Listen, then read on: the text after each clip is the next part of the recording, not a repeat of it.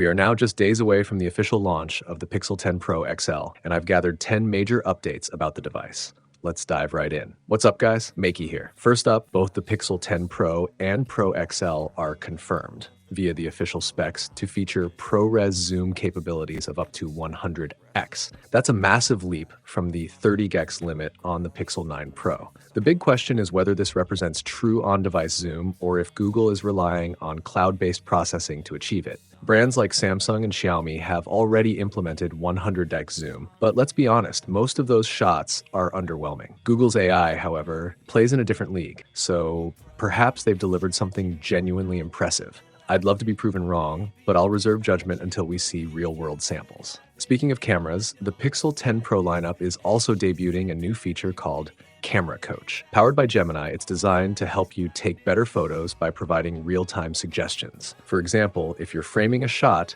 it might advise you to adjust your angle or tweak the lighting. It sounds promising, but as always, we'll need to test it in real-world scenarios before handing out praise. Here's one I didn't see coming: MagSafe, or as Google is branding it, Pixel Snap. Earlier leaks suggested it would require special cases for magnetic charging, but it turns out the magnets are built directly into the phone. No case necessary. This makes Google the only major brand besides Apple to offer this. Personally, I dislike using cases, so I'm thrilled. Hopefully other brands take note. Yes, Samsung, I'm looking at you.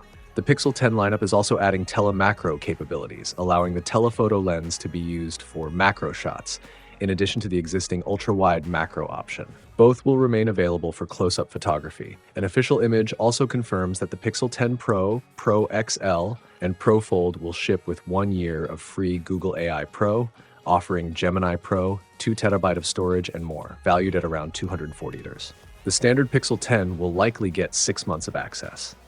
Now, things get interesting. Reliable tipster Evan Blass reports that all Pixel 10 models, including the Pro, XL, and Fold, will ditch the SIM tray in the US in favor of dual eSIMs. However, CAD renders and leaked units clearly show a SIM slot, suggesting this may be a US-only change, or perhaps the rumor is inaccurate. Still, with a source like Blass, we can't dismiss it entirely. If true, it's not great news. eSIMs still come with limitations. Adding to the uncertainty, photos of what appears to be a Pixel 10 dummy unit show a SIM tray, so international buyers may still get physical SIM support. The official Pixel 10 Pro XL spec sheet lists battery life as 24+ hours, identical to last year's claim, despite a larger battery and the new TSMC-built Tensor G5 chip. Geekbench results also show it trailing Qualcomm and even Exynos. While performance may not be a deal-breaker for most, I expected more gains in battery life. Perhaps AI optimizations will make a difference. We'll see. Official video leaks of the Pixel 10 Pro XL and Fold are already circulating, so I won't dwell on them. What's more intriguing is Magic Q